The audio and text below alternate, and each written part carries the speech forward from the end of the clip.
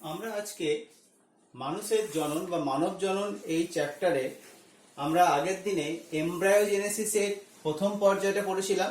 আজকে আমরা এমব্রায়োজেনেসিসের সেকেন্ড পর্যায় অর্থাৎ গ্যাস্ট্রুলেশন পর্যায়টা আমরা আজকে পড়ব।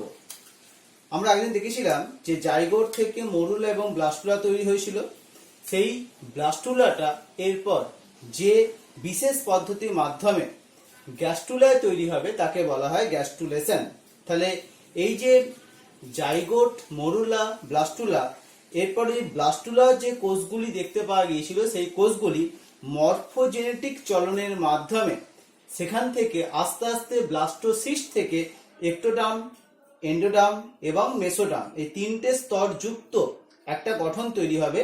এই তিনটে স্তরযুক্ত গঠনটাকে বা তিনটে স্তরযুক্ত যে ভ্রূণটা তাকে বলা হচ্ছে গ্যাস্ট্রুলা। তাহলে চলনটার নাম কি বললাম? মরফোজেনেটিক চলন। অর্থাৎ কোষগুলোর মধ্যে এক ধরনের মুভমেন্ট দেখতে পাওয়া যাচ্ছে এবং সেই কোষগুলো মুভমেন্টের মাধ্যমে আস্তে আস্তে কিন্তু এই ধরনের একটা চলন দেখতে পাওয়া যাচ্ছে। চলনের নামটা এখানে লিখে দিচ্ছি আমি, নামটা হচ্ছে মরফোজেনেটিক চলন।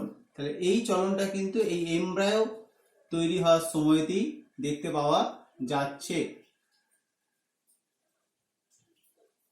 তাহলে আমরা এখানে দেখতে পাচ্ছি, আমরা আগের দিন ব্লাস্টুলার ছবি দেখেছিলাম। কি দেখেছিলাম আমরা?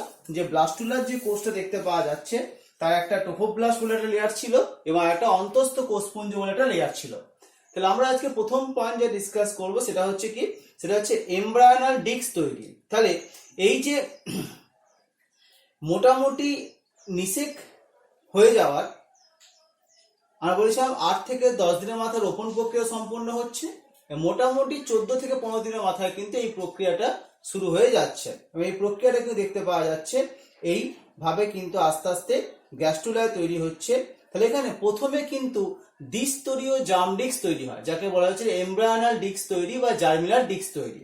তাহলে আমরা আগে দিন বলেছিলাম যে অন্তস্থ কোষপুঞ্জ যে দেখতে পাওয়া যাচ্ছে ব্লাস্টোসিস্টে, তার সে অন্তস্থ কোষপুঞ্জের নামটা দেওয়া হয় এমব্রায়োনাল কোষ। সেই এমব্রায়োনাল কোষ থেকে দু ধরনের কোষ তৈরি হচ্ছে। এখানে দেখো দু ধরনের কোষের ছবি দেওয়া আছে। ব্লাস্টোসিলের দিকে অর্থাৎ যেটা নীল বর্ণের যে কোষটার নাম দেওয়া আছে যেটা, তাহলে এই ব্লাস্টোসিলের দিকে যে কোষটা দেখতে পাওয়া যাচ্ছে এর নাম হচ্ছে হাইপোব্লাস্ট। এই হাইপোব্লাস্ট কোষটাকে আমরা বলতে পারছি কি প্রাইমারি এন্ডোডার্ম। তাহলে এখানে বলতে পারছি আমরা এই কোষটার নাম দেওয়া হচ্ছে প্রাইমারি এন্ডোডার্ম। আর সাইটোটোফোব্লাস্ট দিকে আমরা বলেছিলাম আগের দিন টোফোব্লাস্টটা দুভাগে ভাগ হয়, সিনসিটিও টোফোব্লাস্ট এবং সাইটোটোফোব্লাস্ট। তাহলে সাইটোটোফোব্লাস্টের দিকে আর এক ধরনের কোষ দেখতে পাওয়া যাচ্ছে যার নাম হচ্ছে এপিব্লাস্ট। তাহলে এবার হাইপোব্লাস্ট, এপিব্লাস্টের কোষগুলোর আকারটা কিরকম? হাইপোব্লাস্টের কোষগুলো হচ্ছে চ্যাপ্টা বহুভুজাকৃতি কোষ দিয়ে তৈরি, যেটা হয়ে গেল না। হাইপোব্লাস্টের কোষগুলো চ্যাপ্টা এবং বহুভুজাকৃতি কোষ দিয়ে তৈরি, যেটা প্রাইমারি এন্ডোডার্ম তৈরি করছে। আর এপিব্লাস্টের যে কোষগুলো আছে সেই কোষগুলো হচ্ছে কিরকম? স্তম্ভাকার গঠন দিয়ে তৈরি, সেই কোষগুলোকে তৈরি করছে প্রাইমারি এক্টোডার্ম। তাহলে হাইপোব্লাস্ট, এপিব্লাস্ট শর্ট প্রশ্ন আসতে পারে বা প্রাইমারি এন্ডোডার্ম, প্রাইমারি এক্টোডার্মটা শর্ট প্রশ্ন আসতে পারে। এর পরের যে পয়েন্টটা লেখা দেখো অ্যামনিওটিক গহ্বর তৈরি।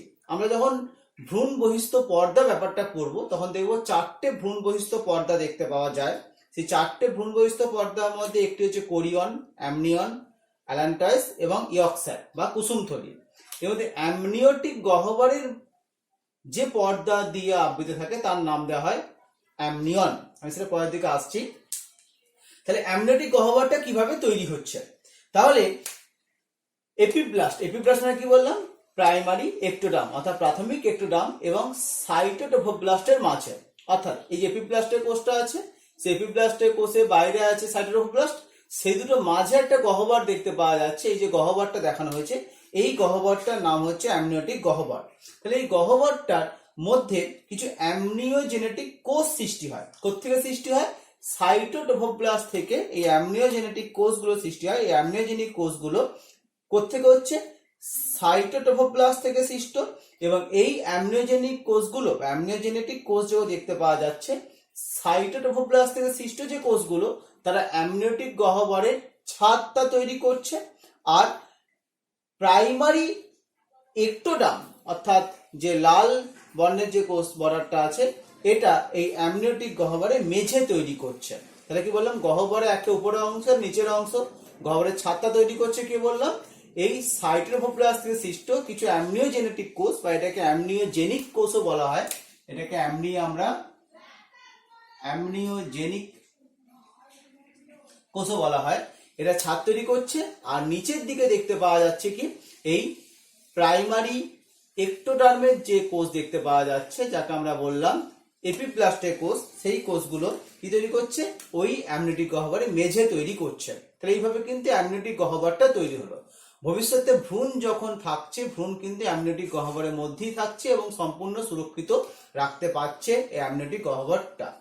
এরপর প্রাথমিক কুসুমথলি সৃষ্টি হবে। তাহলে প্রাথমিক কুসুমথলি ব্যাপারটা কি?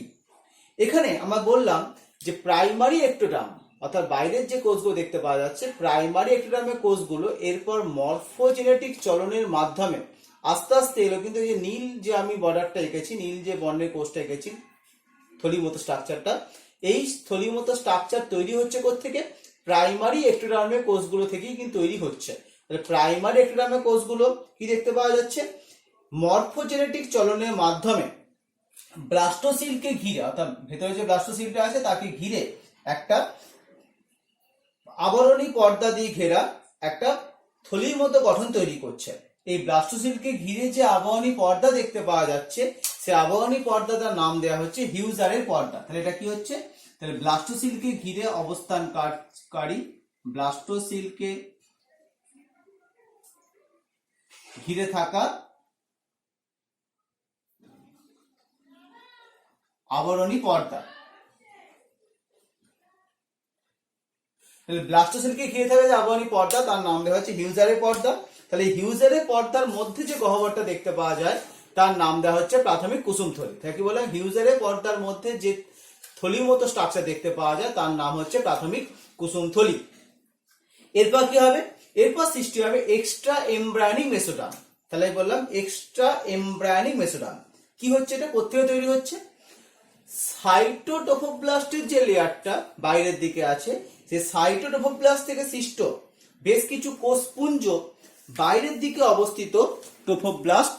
তাই কি বললাম? সাইটোটোফোপ্লাস্ট থেকে সৃষ্ট বেশ কিছু কোষপুঞ্জ বাইরের দিকে টোফোব্লাস্ট এবং ভিতরের দিকে অ্যামনিওটিক গহ্বর, এই দুটির মাঝে একটা অবস্থান করছে। আবার বলছি, সাইটোটোফোপ্লাস্ট থেকে সৃষ্ট কোষপুঞ্জ বাইরের দিকে টোফোব্লাস্ট, অর্থাৎ বাইরে দিকে টোফোব্লাস্টটা আছে এবং ভিতরের দিকে অ্যামনিওটিক গহ্বরটা আছে। তাদের এবং দ্বিস্তরীয় জামডিস্কটাও এখানে দেখতে পাওয়া যাচ্ছে এক্টোডার্ম আর এন্ডোডার্ম নিয়ে, এবং প্রাথমিক কুসুমথলির মধ্যবর্তী স্থানে অবস্থান করছে। এখানে যে এই যে বাইরের দিকে যে ডট ডট বলে জায়গা দেখানো হয়েছে, এই ডট ডট মধ্যে জায়গাটার নাম দেওয়া হচ্ছে এক্সট্রা এমব্রায়োনিক মেসোডার্ম। তাহলে কি বললাম? এই স্তরের নামটা দেওয়া হচ্ছে এক্সট্রা এমব্রায়োনিক মেসোডার্ম। তাহলে এক্সট্রা এমব্রায়োনিক মেসোডার্মটা তৈরি হওয়া কিন্তু এই পর্যায়ে একটা। তাহলে এইভাবে এক্সট্রা এমব্রায়োনিক মেসোডার্ম স্ট্রাকচারটা তৈরি হলো। তাহলে এই এক্সট্রা এমব্রায়োনিক মেসোডার্মটা এরকম নামকরণ হয়েছে কেন? যেহেতু এটা জার্ম ডিস্কের বাইরে, অর্থাৎ এটা কিন্তু আসলে প্রকৃত মেসোডার্মের স্ট্রাকচার নয়, জার্ম ডিস্কটার ভিতরে আছে, জার্ম ডিস্কটা বাইরের দিকে গঠিত হচ্ছে, তাই নাম দেওয়া হচ্ছে এক্সট্রা এমব্রায়োনিক মেসোডার্ম। এরপর যেটা হবে সেটা হচ্ছে কি এক্সট্রা এমব্রায়োনিক সিলম। অর্থাৎ এই এক্সট্রা এমব্রায়োনিক মেসোডার্মের যে স্ট্রাকচারটা আছে, সেই মেসোডার্মের মধ্যে বেশ কিছু ছোট ছোট গহ্বর সৃষ্টি হবে। যে গহ্বরগুলো কি করবে? এক্সট্রা এমব্রায়োনিক মেসোডার্মের মধ্যে ছোট ছোট গহ্বর হবে, যে গহ্বরগুলো আস্তে আস্তে মিলিত হবে, মিলিত হয়ে একটা বৃহৎ গহ্বর তৈরি করবে। এখানে দেখতে পাওয়া যাচ্ছে যে এই যে ডটটার মতো অঞ্চলটা দুভাগে ভাগ হয়ে গেছে, মাঝে একটা গহ্বর দেখতে পাওয়া যাচ্ছে। এই মাঝে যে গহ্বরটা দেখতে পাওয়া যাচ্ছে, এই গহ্বরটার নামই হচ্ছে এক্সট্রা এমব্রায়োনিক সিলম। এখানে পয়েন্ট করা আছে এক্সট্রা এমব্রায়োনিক সিলম। তাহলে এই এক্সট্রা এমব্রায়োনিক সিলমে দুদিকে দুটো ধরনের কোষ দেখতে পাওয়া যাচ্ছে। একটা কোষের নাম হচ্ছে কি, যেটা বাইরের দিকে আছে তার নাম প্যারাইটাল বা সোমাটোপ্লুরিক এক্সট্রা এমব্রায়োনিক মেসোডার্ম, আর ভিতরের দিকে আছে ভিসেরাল, যার নাম স্প্ল্যাঙ্কনোপ্লুরিক এক্সট্রা এমব্রায়োনিক মেসোডার্ম। তাহলে কি বললাম? বাইরের দিকে দেখতে পাওয়া যাচ্ছে সোমাটোপ্লুরিক এক্সট্রা এমব্রায়োনিক মেসোডার্ম, আর ভিতরের দিকে আছে স্প্ল্যাঙ্কোপ্লুরিক এক্সট্রা এমব্রায়োনিক মেসোডার্ম। এভাবে দুটো স্তরে কিন্তু এই এক্সট্রা এমব্রায়োনিক মেসোডার্মে ভাগ হয়ে যাচ্ছে এবং মাঝে একটা গহ্বর তৈরি করছে যার নাম হচ্ছে এক্সট্রা এমব্রায়োনিক সিলম। এই এক্সট্রা এমব্রায়োনিক সিলমকে আমরা কিন্তু কোরিয়নিক গহ্বর বলি। তাহলে বললাম কি, এই এক্সট্রা এমব্রায়োনিক সিলম যে স্ট্রাকচারটা বললাম সেটাকে আমরা কোরিয়নিক গহ্বর কথাটা বলি। এই এক্সট্রা এমব্রায়োনিক সিলমটা আমরা দুটো লেয়ার বললাম। একটা লেয়ার কি বললাম, যেটা বাইরের দিকে অর্থাৎ সাইটোটোব্লাস্টের দিকে অবস্থান করছে, আর একটা বললাম সাইটোটোপ্লাস্টের দিকে অবস্থান করছে, আর একটা ভিতরের দিকে অবস্থান করছে। তাহলে বাইরের দিকে কোষটার নাম কি বললাম, নামটা বললাম সোমাটোপ্লুরিক এক্সট্রা এমব্রায়োনিক মেসোডার্ম, আর ভিতরের দিকে নাম হচ্ছে স্প্ল্যাঙ্কনোপ্লুরিক এক্সট্রা এমব্রায়োনিক মেসোডার্ম। তাহলে এইভাবে কিন্তু এই গহ্বরটা দেখতে পাওয়া যাচ্ছে। তাহলে আমরা এরপর যেটা দেখব, এরপর এই অ্যামনিয়ন এবং কোরিয়ন তৈরি। তাহলে কি বললাম, এক্সট্রা এমব্রায়োনিক মেসোডার্ম থেকে এক্সট্রা এমব্রায়োনিক সিলম গঠন তৈরি হলো। এরপর এই অ্যামনিয়ন মানে কি, আমি আগেই বললাম যে এক্সট্রা এমব্রায়োনিক সিলম কি বলা হচ্ছে, কোরিয়নিক গহ্বর কথাটা বলা হচ্ছে। এরপর এখানে অ্যামনিওজেনেটিক যে কোষগুলো দেখতে পাওয়া যাচ্ছে, আমরা আগেই বললাম যে অ্যামনিওটিক থলি দেখতে পাওয়া যাচ্ছে, ওই অ্যামনিওজেনেটিক কোষ দ্বারা গঠিত অ্যামনিওটিক গহ্বরের প্রাচীরকে বলা হচ্ছে অ্যামনিয়ন। তাহলে কি বললাম, এখানে আমরা অ্যামনিয়ন আর কোরিয়নটা বললাম। তাহলে এক্সট্রা এমব্রায়োনিক সিলম যে গঠনটা হলো, সেই এক্সট্রা এমব্রায়োনিক সিলমটাই কিন্তু আস্তে আস্তে কোরিয়নিক গহ্বর তৈরি করলো, আর এর সঙ্গে সঙ্গে অ্যামনিয়ন গহ্বরটাও তৈরি হচ্ছে। তাহলে এই দুটোই কিন্তু অতিরিক্ত ভ্রূণ বহিস্থ পর্দা। তাহলে অতিরিক্ত ভ্রূণ বহিস্থ পর্দা, আবার এই পয়েন্টটা ডিসকাস করছি আরেকবার আমি, অ্যামনিয়ন ও কোরিয়ন কিভাবে তৈরি হচ্ছে। বহিস্থ সাইটোপ্লাস্ট এবং অন্তস্থ, তাহলে বাইরের দিকে আছে সাইটোপ্লাস্ট, বাইরের দিকে সাইটোপ্লাস্ট আছে, এবং ভেতরের দিকে আছে প্যারাইটাল সোমাটোপ্লুরিক এক্সট্রা এমব্রায়োনিক মেসোডার্ম। তাহলে এই দুটো একত্রে মিলে একটা ভ্রূণ পর্দা তৈরি করছে, যার নাম দেওয়া হচ্ছে অ্যামনিয়ন, যেটাকে আমরা অ্যামনিওটিক গহ্বর বলে পয়েন্টটাকে বলতে পারছি। তাহলে বল না, তাহলে বললাম বহিস্থ সাইটোপ্লাস্ট এবং ভিতরের দিকে আছে অন্তস্থ প্যারাইটাল এক্সট্রা এমব্রায়োনিক মেসোডার্ম, সেটা মিলে তৈরি করছে কোরিয়ন। অ্যামনিয়ন না, এটা কোরিয়ন তৈরি করছে। আবার বলছি, রিপিট করছি, বহিস্থ সাইটোপ্লাস্ট এবং অন্তস্থ, তাহলে বাইরের দিকে আছে সাইটোপ্লাস্ট, ভিতরের দিকে আছে কি বললাম, ভিতরের দিকে আছে সোমাটোপ্লুরিক এক্সট্রা এমব্রায়োনিক মেসোডার্ম। কারণ এইটা এই এক্সট্রা এমব্রায়োনিক মেসোডার্মের দুটো অংশ, একটা বাইরের একটা ভিতরে। তাহলে এর বাইরের দিকে আছে কি, এই স্তরেরও বাইরের দিকে আছে, কোন স্তরটা আছে বললাম, সাইটোটোপ্লাস্ট। তাহলে সেই সাইটোটোপ্লাস্ট এবং এই মেসোডার্মের যে বাইরের স্তর, এই দুটো একত্রে মিলে একটা ভ্রূণ পর্দা তৈরি করছে, যে ভ্রূণ পর্দার নাম হচ্ছে কোরিয়ন। যে ভ্রূণ পর্দার নাম কি বললাম, কোরিয়ন। তাহলে অ্যামনিয়ন তৈরি কে করলো, অ্যামনিওজেনেটিক কোষ যেগুলো ভেতরে দেখতে পাওয়া যাচ্ছে, সেই কোষ দ্বারা গঠিত অ্যামনিওটিক গহ্বরের যে প্রাচীর, তাহলে এই যে অ্যামনিওটিক গহ্বরের যে প্রাচীর দেখতে পাওয়া যাচ্ছে, সেই প্রাচীরের মধ্যে অ্যামনিওজেনিক কোষ দেখতে পাওয়া যাচ্ছে, সেই প্রাচীর দিয়ে গঠিত অংশটাকে বলা হচ্ছে অ্যামনিয়ন। তাহলে অ্যামনিয়ন এবং কোরিয়ন এইভাবে কিন্তু তৈরি হলো, যেগুলো দুটো ভ্রূণ বহিস্থ পর্দা এইভাবে কিন্তু তৈরি হচ্ছে। এরপর কি হচ্ছে, এরপর গৌণ কুসুমথলি তৈরি হচ্ছে। তাহলে আগে বলেছিলাম প্রাথমিক কুসুমথলি তৈরি হয়েছিল হিউজারের পর্দা দিয়ে ঘেরা, এখন তৈরি হবে গৌণ কুসুমথলি। তাহলে এটা কিভাবে তৈরি হচ্ছে, এক্সট্রা এমব্রায়োনিক মেসোডার্ম যে গঠনটা আছে এবং কোরিয়নিক গহ্বরের আবির্ভাবের সঙ্গে সঙ্গেই ওই প্রাথমিক কুসুমথলি, যেটা আমরা বললাম প্রাথমিক কুসুমথলি যে পয়েন্টটা করা আছে, সে প্রাথমিক কুসুমথলির কোষগুলি একটু ক্ষুদ্রাকৃতি হয়ে আর একটা কুসুমথলিতে রূপান্তরিত হচ্ছে। তাহলে কি বললাম, প্রাথমিক কুসুমথলির যে চারটা কোষগুলো আছে সেগুলো আকারে স্তম্ভাকৃতি হয়ে যাচ্ছে, অর্থাৎ চারটা কোষগুলো আকারটা কিছুটা স্তম্ভাকৃতি হয়ে যাচ্ছে, এবং চারটা কোষগুলি আকারটা স্তম্ভাকৃতি হওয়ার মাধ্যমে কি তৈরি করছে, তৈরি করছে গৌণ কুসুমথলি। তাহলে কি বললাম, প্রাথমিক কুসুমথলি আর গৌণ কুসুমথলির মধ্যে মেইনলি পার্থক্যটা কি হচ্ছে, পার্থক্যটা হচ্ছে কোষগুলোর আকারের পার্থক্য দেখতে পাওয়া যাচ্ছে। চারটা কোষগুলো স্তম্ভাকৃতি হচ্ছে এবং স্তম্ভাকৃতি হয়ে একটা কিন্তু গৌণ কুসুমথলি দেখতে পাওয়া যাচ্ছে। এবং এই পর্যায়ে ভ্রূণের কিন্তু এখনো পর্যন্ত দুটো লেয়ারই আছে। তাহলে ভ্রূণটা অনেকটা দ্বিস্তরীয় চক্রাকার গঠন, এই যে চক্রাকার গঠনটা আমরা মোটামুটি দেখতে পাচ্ছি, এই দ্বিস্তরীয় চক্রাকার ডিস্কের মতো দেখতে পাওয়া যাচ্ছে এই গৌণ কুসুমথলি তৈরি হওয়ার পর। এরপরে পয়েন্ট কি দেওয়া আছে, প্রোকডাল প্লেট গঠন। তাহলে প্রোকডাল প্লেট এই ব্যাপারটাকে আমরা কি বলতে পারছি বা কিভাবে তৈরি হয়, হ্যাঁ দুটো গঠন পরপর আলোচনা করব। একটা হচ্ছে প্রোকডাল প্লেট গঠন, আর একটা প্রিমিটিভ স্টিক তৈরি। একটা বললাম প্রোকডাল প্লেট গঠন, আর একটা হচ্ছে প্রিমিটিভ স্টিক তৈরি। তাহলে প্রোকডাল প্লেটটা কিভাবে তৈরি হচ্ছে না হচ্ছে। আমরা বললাম যে ভেতরের দিকে মানে মাঝখানে দেখতে পাওয়া যাচ্ছে ডিস্কের মতো স্ট্রাকচার, যেখানে আমরা এমব্রায়োনাল ডিস্ক কথাটা বলতে পারছি।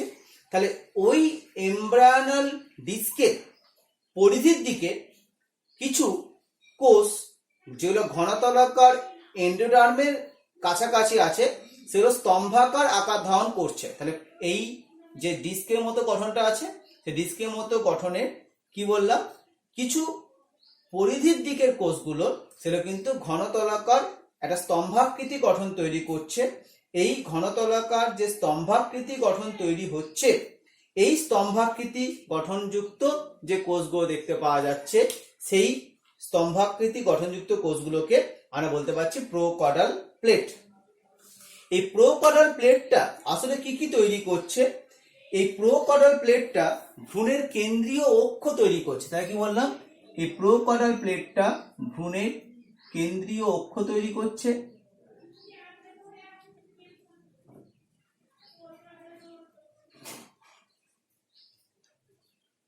তাহলে ভ্রূণের যে মাঝ বরাবর একটা অক্ষ আছে, কেন্দ্রীয় অক্ষ, সেই কেন্দ্রীয় অক্ষটা কিন্তু তৈরি করছে প্রোকডাল প্লেট। এছাড়াও ভ্রূণের যে মস্তক, এছাড়া আর কি করছে বললাম, ভ্রূণের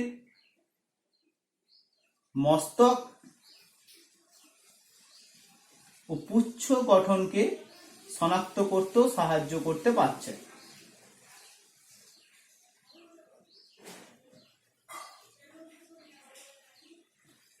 মস্তক ও পুচ্ছ গঠনকে শনাক্ত করতেও সাহায্য করতে পারছে এই প্রোকডাল প্লেট স্ট্রাকচারটা।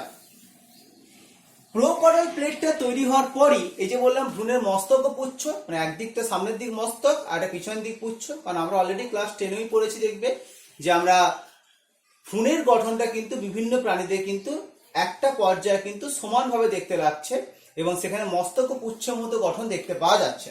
এরপর প্রোকডাল প্লেটের পরের পয়েন্ট কি, প্রিমিটিভ স্টিক তৈরি।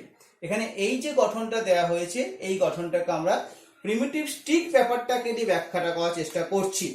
তো প্রোকডাল প্লেটের ঠিক তৈরি হওয়ার পরই দেখতে পাওয়া যাচ্ছে পুচ্ছের কাছাকাছি, অর্থাৎ যেটা পিছন দিকে নিচের দিকে অংশ দেখতে পাওয়া যাচ্ছে, পুচ্ছের কাছাকাছি অংশে কেন্দ্রীয় অক্ষ বরাবর এক্টোডার্ম গঠনকারী কোষগুলো বিভাজিত হয়ে, তাহলে এই যে জার্মিনাল ডিস্ক দেখতে পাওয়া যাচ্ছে, তাহলে আমরা জার্মিনাল ডিস্ক কথাটা বললাম, কিভাবে কি হচ্ছে না হচ্ছে পয়েন্টটা ডিসকাস করলাম। তাহলে আমরা প্রিমিটিভ স্টিক স্ট্রাকচারটাকে আমরা কোনটাকে বলতে পারছি? এখানে দেখো এই যে পয়েন্টটা আঁকা আছে, এই পয়েন্টটাকে আমরা বলতে পারছি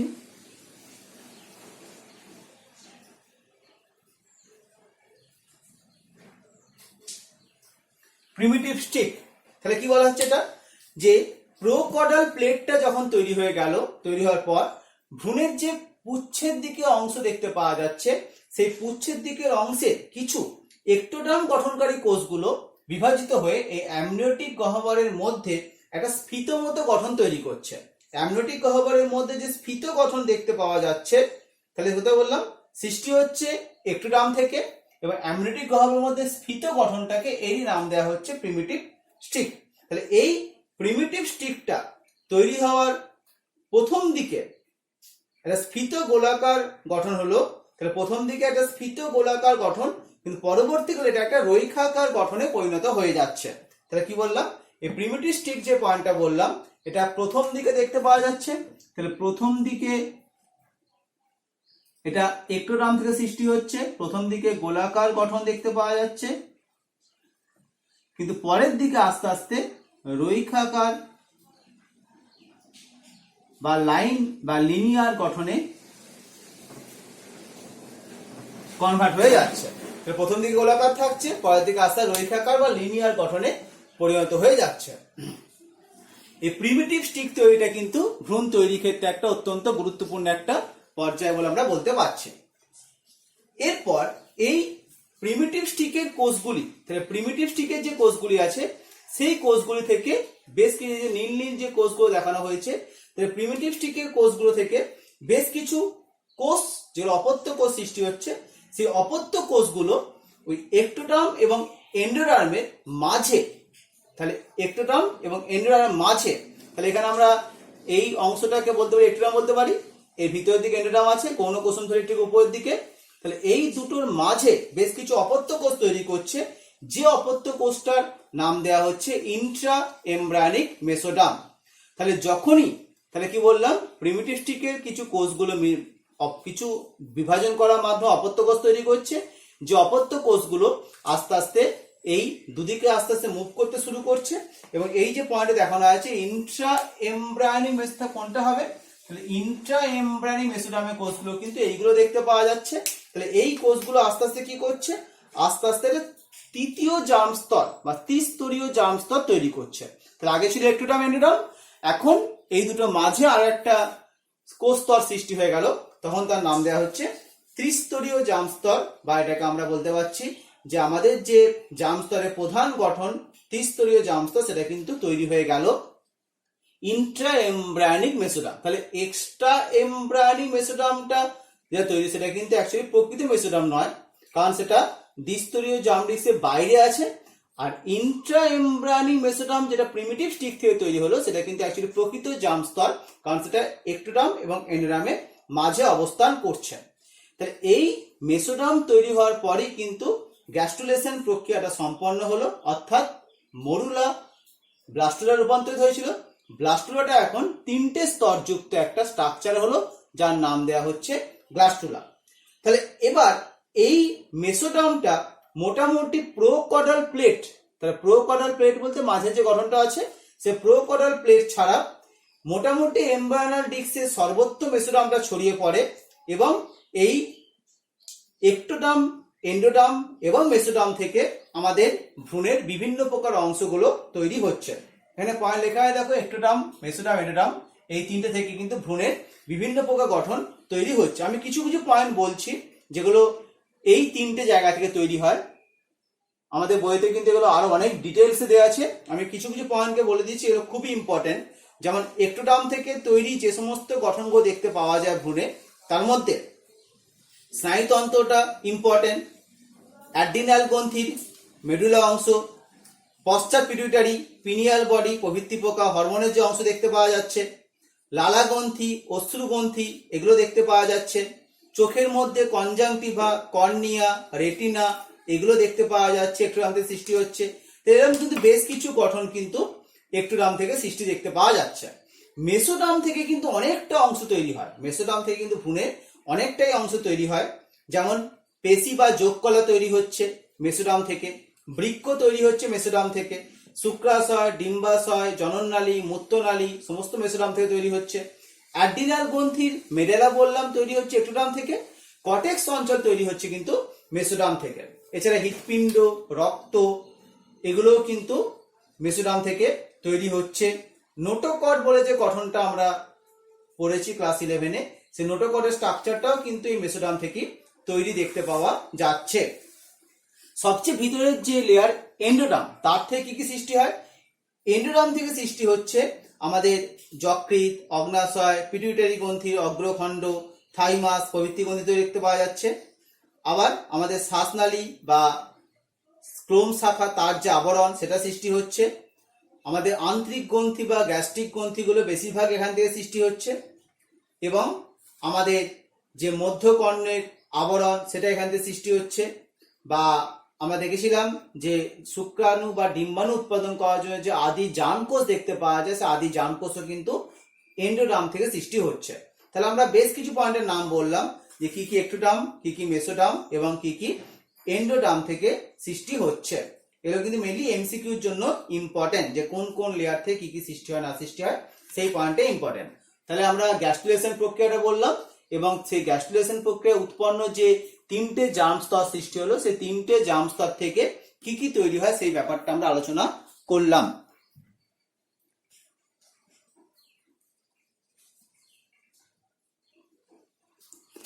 তাহলে আমরা এখন ভ্রূণ বহিস্থ পর্দাগুলো নিয়ে আলোচনা করব। আমরা দেখলাম যে ভ্রূণের বাইরের দিকে মোট 4টে পর্দা দেখতে পাওয়া যাচ্ছে। এই 4টে পর্দাকে আমরা লিখেছি এখানে, যে অ্যামনিয়ন, কোরিয়ন, অ্যালান্টয়েস এবং ইয়ক স্যাক বা কুসুমথলি। এই যে মাতৃগর্ভে যখন ভ্রূণটা বৃদ্ধি পাচ্ছে বা ফিটাসটা বৃদ্ধি পাচ্ছে, সেখানে ট্রোফোপ্লাস্ট থেকে উৎপন্ন যেসব পর্দার দ্বারা এই ভ্রূণটা সুরক্ষিত থাকছে, সেই পর্দাগুলোকে আমরা বলতে পারছি ভ্রূণ বহিস্থ পর্দা। এবার মানব দেহের ক্ষেত্রে অ্যামনিয়ন, কোরিয়ন, অ্যালান্টাস দেখতে পাওয়া যায়। কুসুমথলিটা কিন্তু মানব দেহের ক্ষেত্রে দেখতে পাওয়া যাচ্ছে না সেভাবে। তাহলে কুসুমথলি কাদের দেখতে পাওয়া যাচ্ছে? যে সকল প্রাণীর ক্ষেত্রে, যেমন আমরা দেখতে পাচ্ছি ডিম প্রদানকারী যেসব প্রাণী আছে সেই সকল প্রাণীর মধ্যে কুসুমথলিটা দেখতে পাওয়া যাচ্ছে। মানুষের ক্ষেত্রে কুসুমথলি প্রথম দিকে ব্যাপারটা তৈরি হলো, সেটা কিন্তু পরবর্তীকালে সেরকমভাবে দেখতে পাওয়া যাচ্ছে না। এবং বেশ কিছু ক্ষেত্রে, যেমন মানুষের ক্ষেত্রে কুসুমথলি প্রথম দিকে কিছুটা দেখতে পাওয়া যাচ্ছে, যেটা আমি কাজটা পরে আলোচনা করছি। প্রথমে আলোচনা করছি অ্যামনিয়ন। তাহলে অ্যামনিয়ন কি বলতে পারবো? বাইরের দিকে মেসোডার্ম থেকে উৎপন্ন হয় এবং ভিতরের দিকটা এক্টোডার্ম থেকে উৎপন্ন হয়। তাহলে অ্যামনিয়ন একটা পর্দা, সেই অ্যামনিয়ন পর্দাটার বাইরের দিকটা তৈরি হয় মেসোডার্ম থেকে এবং ভিতরের দিকটা তৈরি হয় কিন্তু এক্টোডার্ম নামক স্তর থেকে। তাহলে এই অ্যামনিয়ন, এই যে পর্দাটা বললাম, এই পর্দাটা কি কাজ দেখতে পাওয়া যাচ্ছে, এই পর্দাটা কি কি কাজ করতে পারছে। আমরা আগেই বলেছি যে অ্যামনিওটিক যে গহ্বর দেখতে পাওয়া যায়, সেই অ্যামনিওটিক গহ্বরটা অ্যামনিয়ন পর্দা দিয়ে ঢাকা, অ্যামনিয়ন পর্দা দিয়ে ঘেরা দেখতে পাওয়া যাচ্ছে। তাহলে এই অ্যামনিয়নটাই ভ্রূণকে প্রধানত সুরক্ষা প্রদানের কাজটা করছে, অর্থাৎ ভ্রূণকে নড়াচড়া করার জন্য উপযুক্ত পরিবেশ তৈরি করছে, ভ্রূণকে শুষ্কতা থেকে রক্ষা করতে পারছে, বাইরের আঘাত যদি কোনো কারণে ভ্রূণে আসে সে বাইরে আঘাত থেকে রক্ষা করতে পারছে, যেটাকে তাই অ্যামনিয়নকে শক অ্যাবজর্বার কথাটা বলা হয়, অর্থাৎ আঘাত থেকে রক্ষা করতে পারছে বলে আমরা এই টার্মটা ইউজ করি, সেটা হচ্ছে শক অ্যাবজর্বার, অর্থাৎ বাইরে আঘাতে রক্ষা করতে পারছে এবং একটা নির্দিষ্ট চাপ এবং তাপ সেটাও কিন্তু বজায় রাখতে সাহায্য করতে পারছে এই অ্যামনিয়ন। এই অ্যামনিয়ন থাকা এবং না থাকার উপর দুটো ভাগ করা হয়। যে সকল ভ্রূণের ক্ষেত্রে অ্যামনিয়ন তৈরি হয় তাকে বলা হয় অ্যামনিওটা, আর যে সকল ভ্রূণে অ্যামনিয়ন তৈরি হয় না তাকে বলা হয় অ্যানঅ্যামনিওটা। তাহলে অ্যামনিওটা মানে কি বলা হচ্ছে? যে সকল ক্ষেত্রে এই অ্যামনিয়ন তৈরি হচ্ছে। তাহলে অ্যামনিয়ন তৈরি হচ্ছে কোন সকল প্রাণীর ক্ষেত্রে? সরীসৃপ, পক্ষী এবং স্তন্যপায়ী। তাহলে অ্যামনিয়ন তৈরি হচ্ছে তাই নাম দেওয়া হচ্ছে অ্যামনিওটা। মাছ এবং উভচরের ক্ষেত্রে অ্যামনিয়ন তৈরি হয় না তাই নাম দেওয়া হচ্ছে অ্যানঅ্যামনিওটা। তাহলে আমরা দুটো ভাগ করলাম, অ্যামনিয়নের প্রেজেন্স এবং অ্যামনিয়নের অ্যাবসেন্সের ভিত্তিতে ভাগ আমরা করতে পারলাম। এরপর আমরা আসছি কোরিয়ন। কোরিয়নটা বাইরের দিকে তৈরি হয় এক্টোডার্ম থেকে, ভিতরের দিকটা তৈরি হয় মেসোডার্ম থেকে। তাহলে কোরিয়ন, এটা বললাম, বাইরের দিকে তৈরি হয় এক্টোডার্ম, ভিতরের দিকে তৈরি হয় মেসোডার্ম। এই কোরিয়নটাই আসলে একটা ফিঙ্গার বা আঙ্গুলের মতো কিছু প্রবর্ধক তৈরি করে। সেই কোরিয়ন যেটা আঙ্গুলের ন্যায় প্রবর্ধক তৈরি করছে, এই প্রবর্ধকগুলোই কিন্তু পরবর্তীকালে কি দেখতে পাওয়া যাচ্ছে, যেটা কিন্তু ভিলির মতো গঠন তৈরি করছে এবং এই ভিলিটাই পরবর্তীকালে ডিস্কের মতো স্ট্রাকচার বা প্লাসেন্টা তৈরি করতে সাহায্য করতে পারছে। তাহলে আমরা এই অ্যামনিয়ন এবং কোরিয়ন এই দুটো গঠন বললাম। তাহলে অ্যামনিয়ন এবং কোরিয়নের মাঝে একটা গহ্বরকে আমরা আগে আলোচনা করলাম এক্সট্রা এমব্রায়োনিক সিলম বলে, বা যাকে কোরিয়নিক গহ্বর বলা হচ্ছে। তাহলে এই অ্যামনিয়ন এবং কোরিয়ন এর মধ্যে যে গহ্বর তার নাম বললাম কোরিয়নিক গহ্বর। কোরিয়ন এবং অ্যালান্টয়েস আরেকটি ভ্রূণ বহিস্থ পর্দা। এই কোরিয়ন বা অ্যালান্টয়েস এই দুজনে একত্রে কিন্তু প্লাসেন্টা বা অমরা তৈরি করতে পারছে। তবে প্রধানত তৈরি হচ্ছে কোত্থেকে?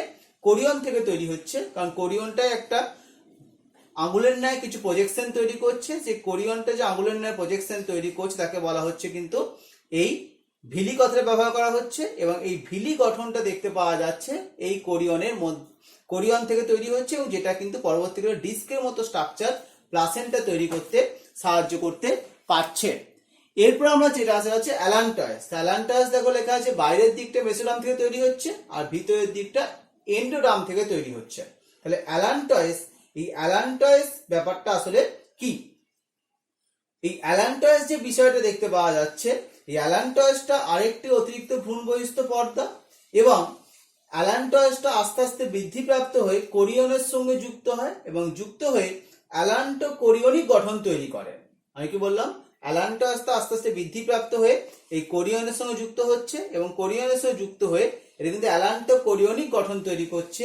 যে অ্যালান্টো কোরিয়নিক গঠনটা প্রচুর পরিমাণে রক্তবাহ সমন্বিত হয় এবং এইটা কিন্তু অমরার যে ভ্রূণজ অংশ, মানে আমরা প্লাসেন্টা বললাম প্রধানত অ্যালান্টয়েস এবং কোরিয়ন থেকে তৈরি হচ্ছে, তাহলে অমরার যে ভ্রূণজ অংশ, আমরা পরের দিনে প্লাসেন্টা বা অমরা গঠন দেখবো, সেখানে দেখবো প্লাসেন্টা বা অমরার যে ভ্রূণজ অংশগুলো আছে সেটা কিন্তু এই দুটো মিলে তৈরি করতে পারছে।